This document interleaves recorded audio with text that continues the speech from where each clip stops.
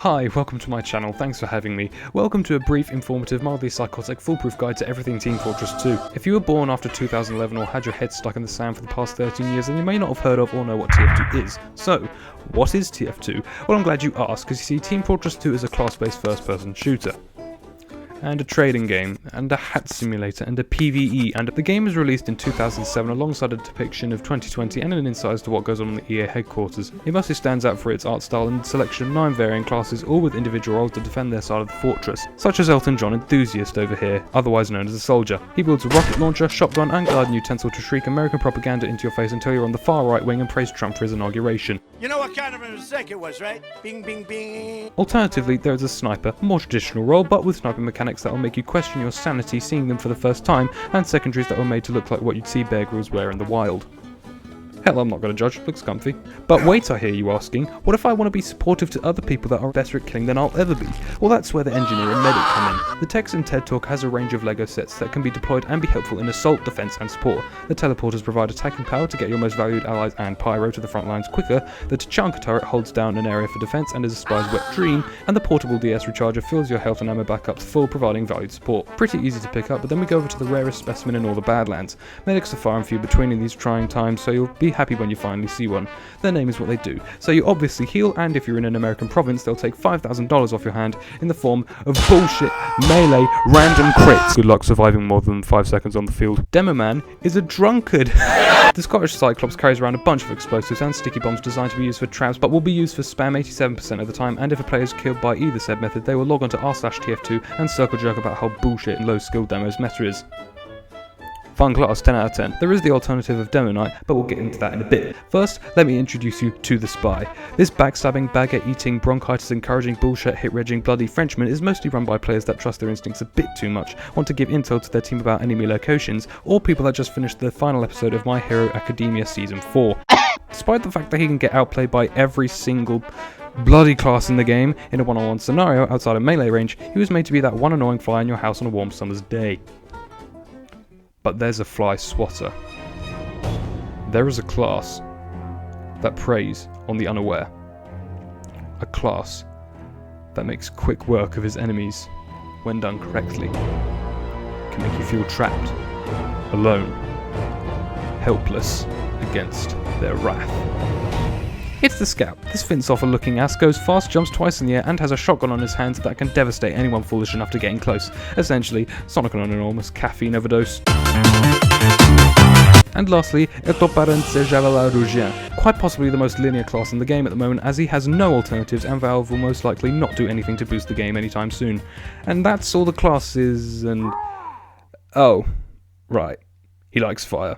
And those are the classes. Now that you have an incredible in-depth wisdom of these brave mercenaries and pyro, you're now ready to face the title screen of the game. Here you will see a selection of game modes that are all inhabited by morons online trying to make sure that your eardrums burst within the first few nanoseconds of connecting. So, let's go through them one by one, shall we? Casual mode, the most vanilla way to experience the game, and the servers will almost certainly be filled with aimbots, lagbots, triggerbots, spinbots, catbots, and wall hackers by the time this video goes up, as there will probably be another wave of script kiddies incoming. On the off chance that you don't play in a game filled with lobotomites living off their mum's credit card, you'll be queued with 11 kids who transferred to TF2 from Modern Warfare that don't understand how to cloak as spy, and be pitted against a soldier, medic, pub stomper duo, a sniper who's been playing since 2009, a brainless WM1 that still ends up being top fragging, and a selection of people that don't give a flying fuck about what's going on in the match, because they're all doing the conga and eating sandwiches. In casual you have a selection of over 100 maps to choose from, but in reality you will only ever join 2, 4, Dust Bowl and Turbine because Valve servers just love deep-throating you with these bad excuses for maps, and promoting turtling, of course. In said matches you will either have to capture a briefcase with pornography from the other end of the facility, push a cart filled with explosives to get rid of the other team's pornography, or capture control points in one of 3 ways: King of the Hill, 5 CP, and Attack Defend. As well as this, Casual has this ranking system where the more you play, the higher your level. However, unlike every other game in existence, these level means absolutely nothing and do nothing to affect what type of lobby you're joined into. You will still be playing amidst the newest players and the oldest veterans alike. Competitive, a broken substitute for a game that could otherwise have a half-decent competitive scene. The ranking system, much like Casual, will mean jack shit and you will still face off against a plethora of hackers again, but surprisingly not as frequently. Want to join this utopia? All he needs is your credit card number, the 3 digits on the back, and the expiration month and year. I am not joking, you literally have to buy TF2 Premium to get into comp. Competitive mode, unlike casual, actually has a variety of maps. However, you will not be able to choose which boxed-in cage you play on. As a result, you could find yourself in a game lasting 5 minutes or 5 hours. That is if the game starts in the first place, as there will always be that one guy that never manages to connect because of the 12 terabytes of Rule 34 he's downloading. The balancing will be in shambles.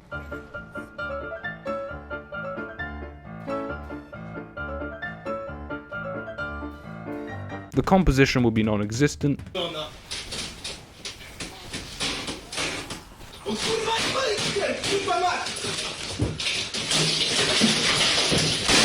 And your morale will be at an all-time low. Stop freaking jumping, you fuck. You're just wasting your... You're wasting your health, dude. Man vs Machine, a game mode nobody asked for yet everybody loves. Here you'll be actively forced to play as a team, scary, I know, with 5 other players. In said game mode you have a choice to either be a pussy and play on boot camp for free, or be a big boy and man up for £3 a tour. Yet another paywall. The game mode itself intakes you and your crew to defeat increasingly difficult hordes of robots sent by Grey Man. The big difference that separates boot camp from man up is the fact that in man up you get rewards. Pretty shit rewards, as the Australian drops are stupidly rare and you'll end up getting a specialised kill streak syringe gun kit, which is worth an incredible 3 pence. The community surrounding MVM is also notably much more toxic than your average TF2 player, as since actual items that can be worth serious money are on the table, you must reach their standards or...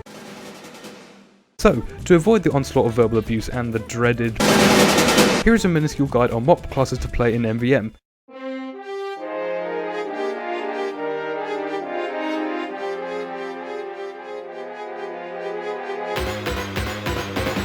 If you're new to MVM, play heavy. Moving on. Community servers, the original mode that made TF2 TF2 in the first place. Here you'll be able to use voice chat and have both teams hear you. Enjoy a variety of game modes that the TF2 devs would actually have never conceived of, and join servers that cater to what you actually want to play. You know, like a high tower game that doesn't end because of one scump relentlessly trying to cap the car. Community servers can even open you up to completely new goals, as trade servers can turn you into a workaholic as you try so desperately to make that sweet money you need to survive in the modern world. Not much to say about this game mode in particular, but to put it simply, it's casual hopped up on magic mushrooms. Training mode. Behold, the biggest waste of time on planet Earth. Here you can learn 4 of the 9 classes. That's right, not even half. You'll learn the most basic of mechanics that anyone with more than 2 brain cells can figure out on their own, and won't give you the slightest advantage in an actual game. And finally, play against the dumbest bots in any FPS shooter that has ever existed, and be absolutely pawned when you take the leap of faith into an actual game of TF2. Available now wherever morons are. And last but not least, create a server. This is the equivalent to single player because players in a party won't join automatically and you'll get bored within 2 minutes of exploring the maps. It seems like I'm done here. Those are the basics in a nutshell, so thanks for watching, and bitch, we ain't even gone over the mechanics that actually matter. Sit your ass back down because we're going into the actually important stuff. Go! Alternate playstyles. Every class apart from Kingpin over here has at least one ult. Demonite is one that I alluded to earlier, and it will transform your game into a first-person Dark Souls. There's also Trollger, made for people who like mobility and ruining free roam for other people. Archer Sniper, basically a weaker demo man with a single fire primary that has the chance of one-shotting every fucking class in the game. Battle Engineer, guy that actually gets off his ass and helps his team push and is actually terrifying to go up against in the right hands. Battle Medic. Just no. And you get the point. Strafing, the only way to actually avoid tanking enormous amounts of damage from every conceivable weapon in existence. You ever feel like a sing duck when you just crouch and are glued to the ground in a CSGO firefight? Well, here you can actually do something without it affecting your recoil control. And maybe, just maybe, if you happen to be flying in the air or jumping, utilise it. Health and ammo kits. It's important to know where every pack is on a map so that if you get into a situation when you need one of the two, you aren't just frolicking and flying around the map to find one as if you were Rico Rodriguez. There are 3 types of both ammo and health, small, medium and large. Small regenerates 20% of your base health or ammo, medium replenishes half, and large boosts that sucker up right back to the top again. Where can you find them? Hallways. Yes, hallways.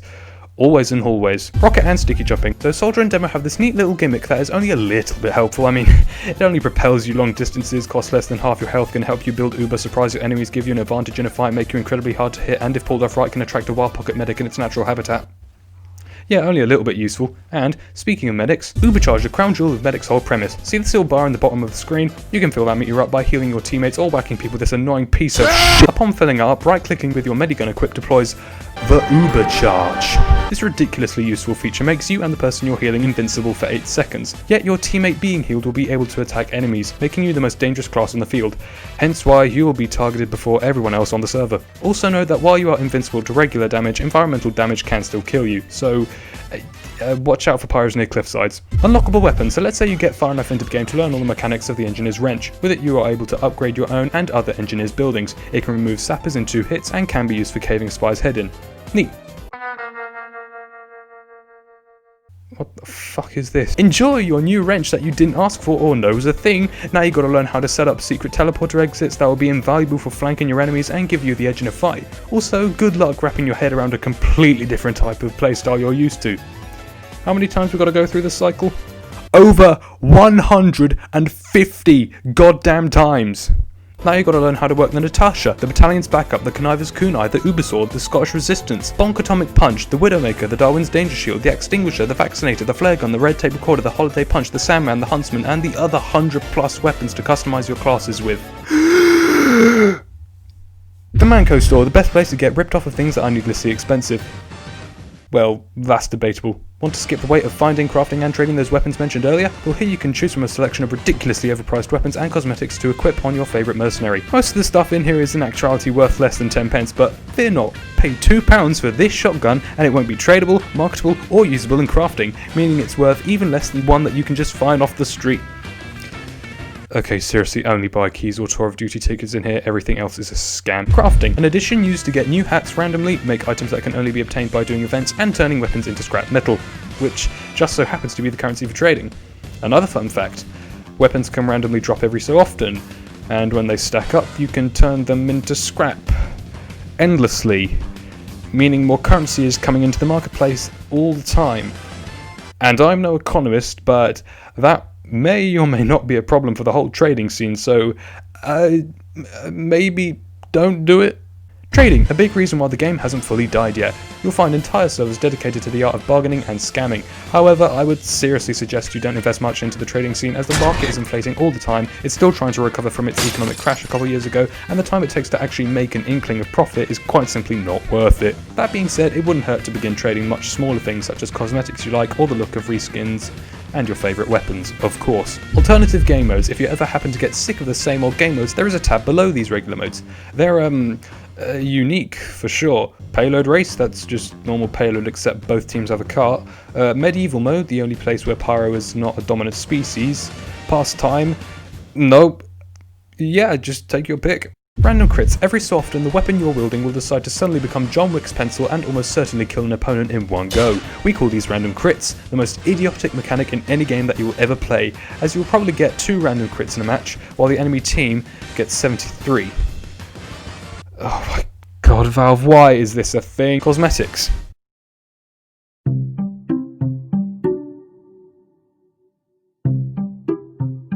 If you wear a bandana or hood, you're edgy.